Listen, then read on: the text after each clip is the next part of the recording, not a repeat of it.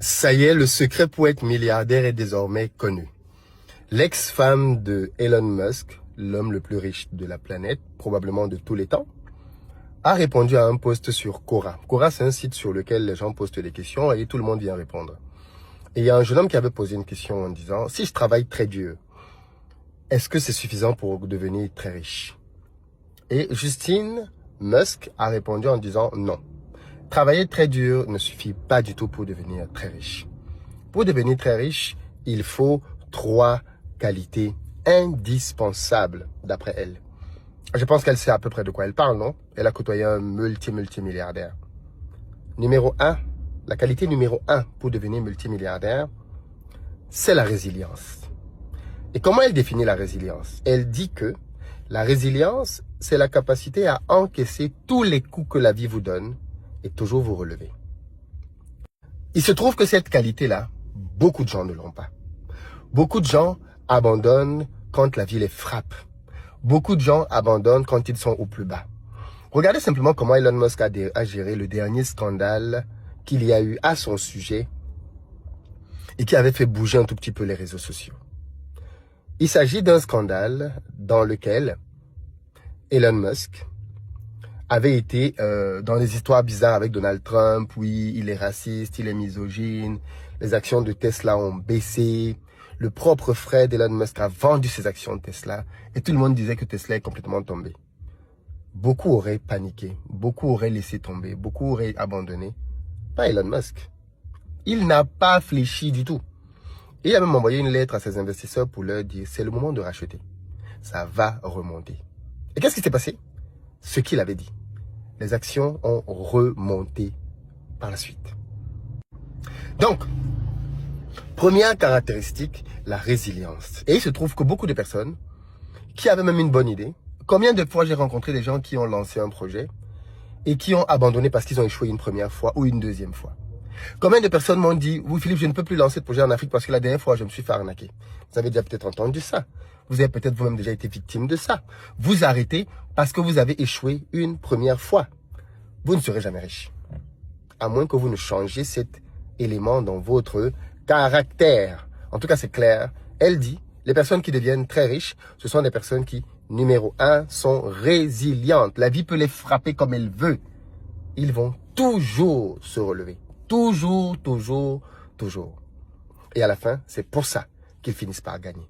Donc, numéro 1, la résilience. Ne vous laissez jamais, au grand jamais, abattre. Deuxième clé, l'innovation. Elle dit que pour devenir très riche, tu dois apporter sur le marché une solution qui répond à un problème. Les gens ne récompensent pas tes efforts. On ne récompense pas le fait que tu travailles beaucoup, que tu fasses énormément d'heures. On s'en fout à la limite.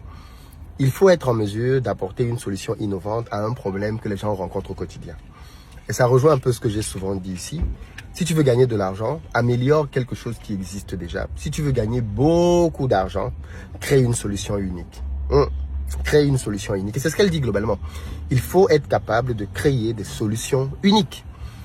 Et ça, bien évidemment, ça passe par le fait d'être capable d'analyser un problème et d'aller chercher une solution à laquelle les gens n'avaient peut-être pas pensé et qui va résoudre quelque chose de très grand.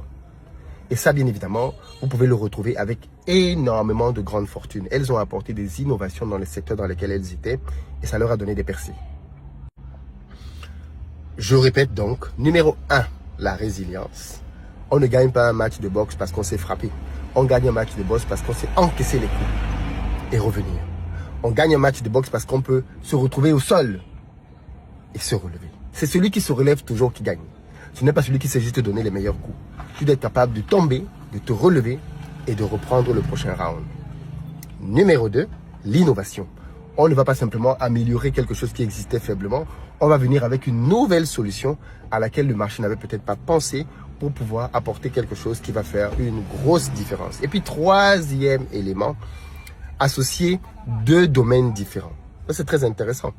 Vous avez cette notion d'ailleurs dans le livre Excellence, l'excellence qui est de Robert Greene. Beaucoup de gens parlent de 48 lois du pouvoir, mais un autre livre qui est écrit qui est très intéressant pour les entrepreneurs, c'est Excellence, dans lequel il explique justement que si vous voulez atteindre l'excellence dans un domaine, vous devez être capable de pouvoir associer différentes connaissances acquises dans.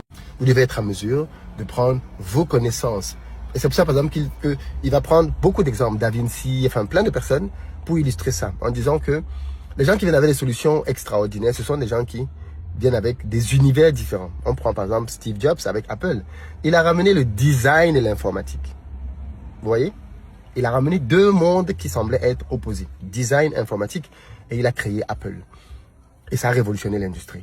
Donc c'est cette capacité à aller chercher deux types de domaines différents qui va faire la différence. Donc ne négligez pas un domaine qui vous intéresse aujourd'hui et dans lequel vous ne savez peut-être pas comment gagner de l'argent. Demain, quand vous trouverez un autre domaine, la connaissance que vous avez acquise dans ce premier domaine-là, c'est peut-être ça qui va vous sauver. C'est peut-être ça qui va vous permettre d'aller beaucoup plus loin et d'aller chercher des solutions innovantes que personne d'autre n'avait vues avant. Parce qu'elles ne viennent pas du même domaine. Elles viennent d'un monde à part, une autre science. Voilà un tout petit peu ce que je voulais partager. Place au match.